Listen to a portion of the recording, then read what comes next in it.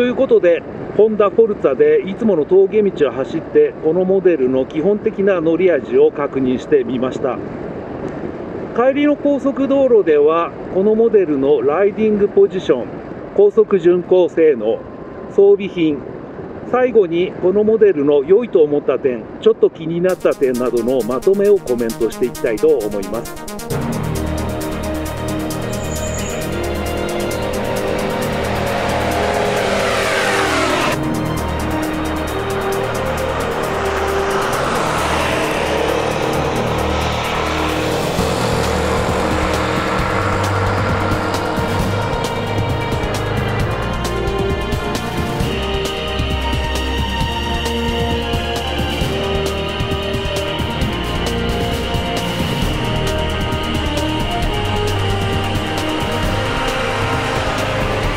高速道路に乗りました。それではまずこのモデルのライディングポジションなどについてコメントしていきたいと思います。身長179センチの私がこのモデルのシートにごく自然に腰掛けて、このように両方のグリップを握ると、グリップの位置は若干低めなのかなという気がします。またこのハンドルバーグリップの開き加減、垂れ角もこの下半身のライディングポジションさえなければどことなくロードスポーツを思わせるような、そんなハンドル周りの仕上がりになっています。このグリップとグリップの間の間隔もやや狭めといった感じがして、峠道ではこのモデルはゴージャスで快適なスクーターだとコメントしましたが、このハンドル周りの作りからするとスポーティーな乗り味も多分に意識しているモデルなんだなということが伝わってきます。そしてライダーの上半身ですが、今私はシートの段差、ストッパーに尾てい骨が当たるまで腰を引いて乗っていますが、両方の肘にはそれなりに余裕があって、なおかつライダーの上半身は完全に直立しているという状態なので、高速道路を使ったロングツーリングでもライダーはかなり快適なのではないかと思います。またライダーの下半身に関しては峠道でも若干コメントしましたが、膝が完全に伸ばせるほど広々としているわけではありませんが、これだけ足を前に投げ出すことができれば、私は快適性も悪くないのではないかと思います。このような高速道路の巡行中は足を強く前に蹴り出して、シートの段差と摩擦力を生かして車体をホールドするという必要性もあまりないので、もっと膝が伸びきるぐらい足を前に投げ出したいという需要があることも十分理解はできますが、例えばタンデムシートの広さ、快適性などを考慮すれば、私はこのライディングポジションはこれでまとまっているのではないかと思います。今日すでに私は160キロ以上走っていますが、今日一日を通して着座面が痛くなったり疲れたりするという感覚はありませんでした。シートはかなり快適だと言えそうです。またこのような大柄のスクーターだとシートのウレタンが柔らかすぎる例もありますが、このフォルツァに関してはウレタンの張りも適切で、この点がですね、峠道の走行中、車体に入力するときなどはかなり役立っていたような感じがありました。また例によって今日も撮影機材の関係で私はタンデムシートの上に中ぐらいの大きさのシートバッグを装着しています。その中には 7,8 キロの撮影機材が入っているのですが、シートバッグも安定して装着できますし、このモデルは大型のグラブバーなどもあるので、例えばシート下のラゲージスペースがいっぱいになってしまったとしても、荷物の積載性についてはかなり優秀と言えるのではないかと思います。今私はだいたい80キロぐらいで巡航していて、エンジンの回転数は峠道と変わらないですね。5000回転をちょっと超えたあたり、少しスロットルを開けてみます。はい、80キロぐらいから100キロまではあっという間といった感じで、その間もですね、峠道でコメントした通り、エンジンの回転数は5000回転から6000回転ぐらいにかけてスーッと上がっていっただけで、それ以上の高回転はこのモデルは使おうとしないといった感じです。もう少し引っ張ってみます。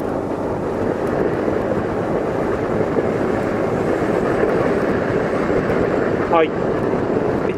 今ももう一度スロットルを大きく開けてみたのですが、やはり6000回転を超えてから7000回転にかけては回転上昇はとても穏やか、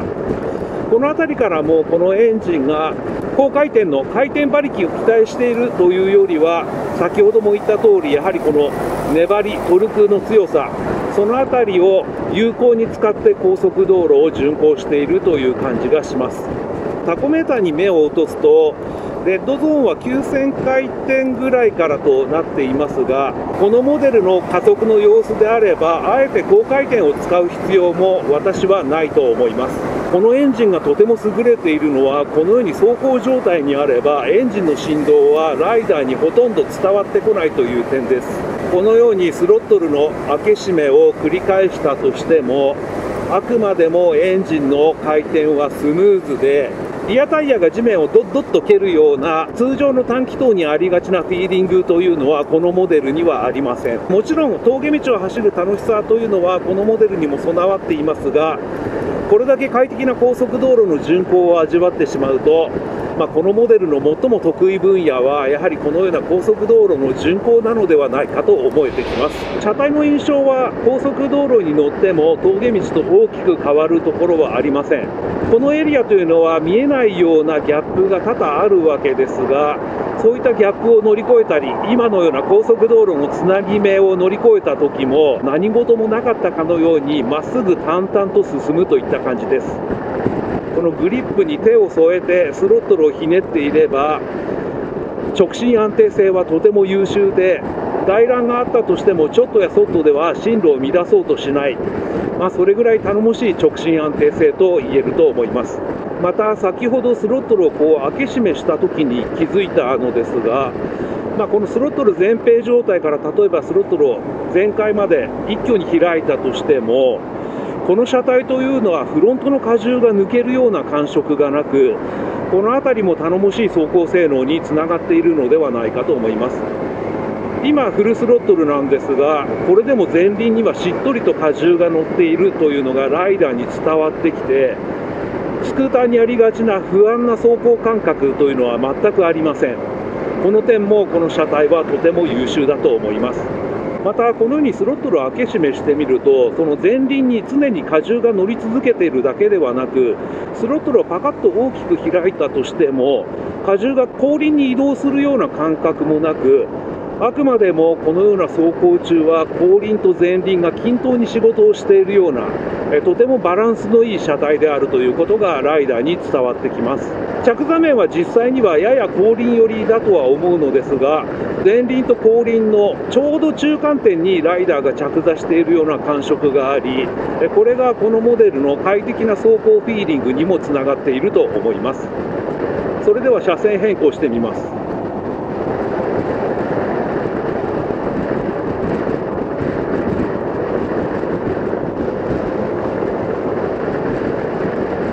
フロント15インチ、リア14インチということで、私としてはもうちょっとクイックなハンドリング、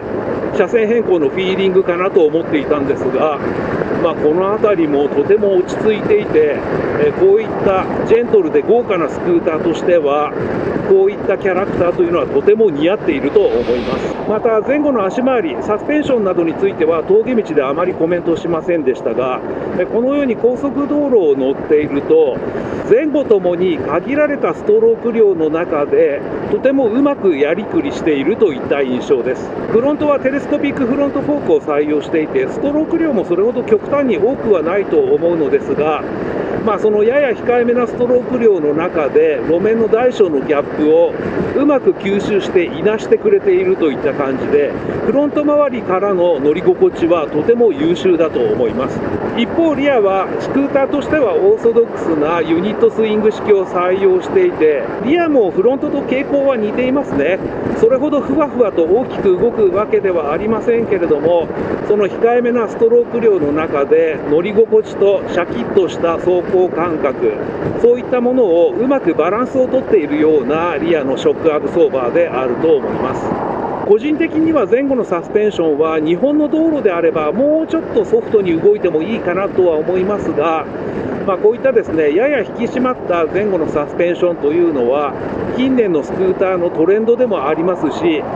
そういった中ではこのフォルツァの前後足回りというのは快適性もかなり優秀なのではないかと思います。この装備があるからこそこのモデルを選ぶというぐらいモチベーションにもつながりそうな、この電動で高さが変えられるウィンドスクリーン。実は今日往路の高速道路でかなり盛大に通り雨に降られたのですが、この大型のウィンドスクリーンがあったので、私はレインウェアを着込まずに済みました。電動で高さが変えられるのですが、一番立てた状態、一番上に上がった状態なんですが、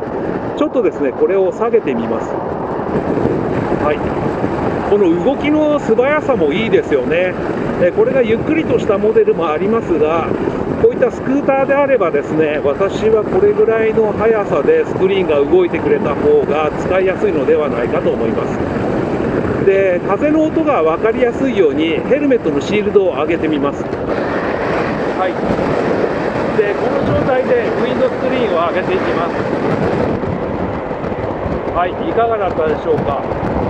このウィンドスクリーンが上がった段階で風の音が相当静かになったというのが分かったのではないでしょうか。でこの一番ウィンドスクリーンを上げた状態だと、私の体格だとちょうどヘルメットのシールドの真ん中あたりぐらいまでは走行風を跳ね上げてくれています。一方横方向に関しては私の肩の外側、その辺りは走行風が流れているのが感じられるので、これだけね上下方向が優秀なのであれば、横方向ももう少しウィンドプロテクション効果が広くてもいいかなとは思いますが、この辺りはねライダーの好みによる部分も大きいと思うので、いずれにしてもこのウィンドプロテクション効果に優れる電動スクリーンはかなり優秀ではないかと思います。次にですね、ちょっと位置を変えますが、このメーターパネルですね、この二眼式のメーターのちょうど中間にかなり大型の液晶があって、ここにですね時計、燃料計、そして水温計、トリップメーター A、B などさまざまな情報が表示されるようになっています。こういった液晶表示部の機能の充実というのはここ最近のスクーターのトレンドでもありますが、なんといっても運転していて気分がいいのはこのゴージャスな二眼式のメーターです。デザインが豪華なだけではなく、このメーターの前に透明のガラスではないんですけれども、樹脂製のカバーがあって、それが湾曲しているせいなのか何なのか分かりませんが、こうして手を伸ばせばメーターの針に手が触れられるような、そんな透明度があって、この辺りも相当高級感があっていいなと思います。この透明のねカバーが反射するとギラギラして見にくいものですが、その点に関してこのフォルツァは私がここ最近乗ったバイクの中ではとても優秀な部類というかトップクラスに入るのではないかと思います。試乗も終盤なのでまとめに入りたいと思いますが、私はこのモデルの最も良い点は何といってもスムーズでゴージャスな走行感覚ではないかと思います。またエンジンもですね回転数がむやみに上がらないというのがこのゴージャスなフォルツァのキャラクターにぴったりとマッチしていて、この点も素晴らしいなと思います。また装備品のところでコメントしましたが、この電動で高さが変えられるウィンドスクリーン、これがあればこのフォルツァでロングツーリングいくらでもできるのではないかと思うぐらい便利でした。また通勤や通学でもこういった電動スクリーンというのはかなり役立つのではないかと思います。一方このモデルのちょっと気になった点ですが、まずはですね、今日も一日峠道でさまざまな撮影をしていたのですが、そういった状況だと前下がりの場所にサイドスタンドで止めるようなケースも多くなり、そういった時にですねやはりパーキングブレーキが備わっていないというのはやはりちょっと不安だなと思いました。今日もですねもしかしたらと思ってちょっと車体を押してみたらサイドスタンドが外れかかって、このままではやはりダメだなということで車体の向きを変えるということが幾度となくありました。このモデル前後ディスクブレーキなのでコストはかかってしまうとは思いますが、何らかのホイールロック、パーキングブレーキは必要なのではないかと感じました。またこのモデルは充実した装備が最大の魅力とも言えますが、メインスイッチの横のこのフューエルというこのスイッチというかこのレバーで給油口を開閉できるようになっているのですが、この給油口の開きがあまり良くなくて、これを力いっぱい押しても給油口のドアが開かないというケースが何回かありました。どこもかしこも高級感あふれる作りになっているので、この辺りはちょっと残念だなという気がしています。またそのスマートキーですが、今もですねちょっとここに警告がついているのが分かると思いますが、これはもしかしたらスマートキーに内蔵されている電池が消耗しているだけなのかもしれませんが、若干感度が低いようで、このようにですね、スマートキーの警告が今日1日を通して出ていました。それ以外に関してはね、さすがフォルツァと言わざるを得ない出来だなと思いました。はい、ということで今日はホンダのフォルツァに試乗しました。それでは。それでは今回試乗したホンダフォルツァの外観、スペック、装備などをざっと確認していきましょう。全長は 2145mm、全幅は 750mm、全高は 1360mm、ホイールベースは 1510mm、最低地上高は 145mm、シート高は 780mm、車両重量は 186kg、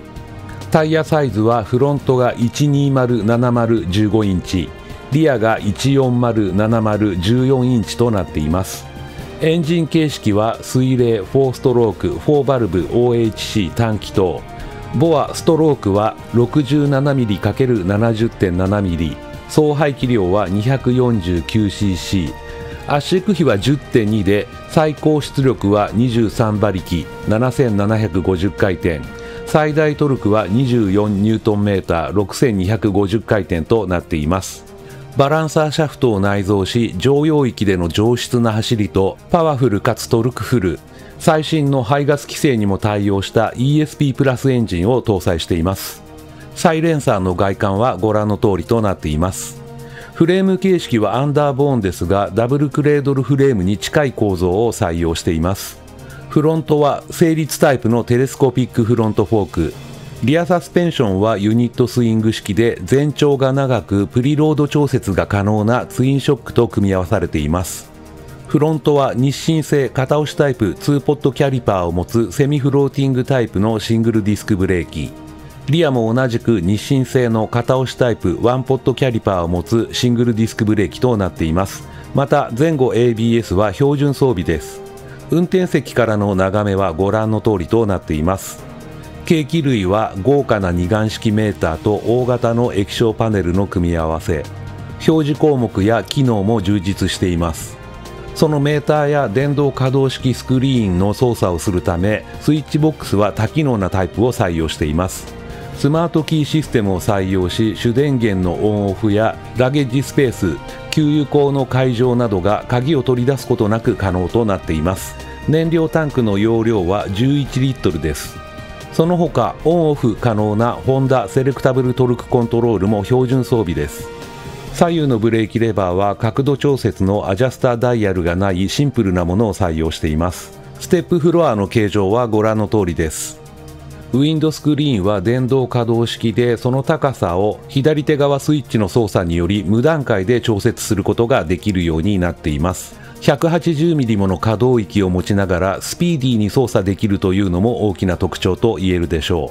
う。運転席左側には USB タイプの電源コネクターを持つグローブボックスを装備。サイドミラーは可動式ですが、その操作をしても調節した鏡面の角度が維持されるようになっています。シートは大型でライダーズシートとタンデムシートを隔てる段差が明確に付けられています。その下にあるラゲッジスペースの容量は約48リットル、フルフェイスヘルメット2個を収納可能です。また 10kg までの荷物の積載を許容しています。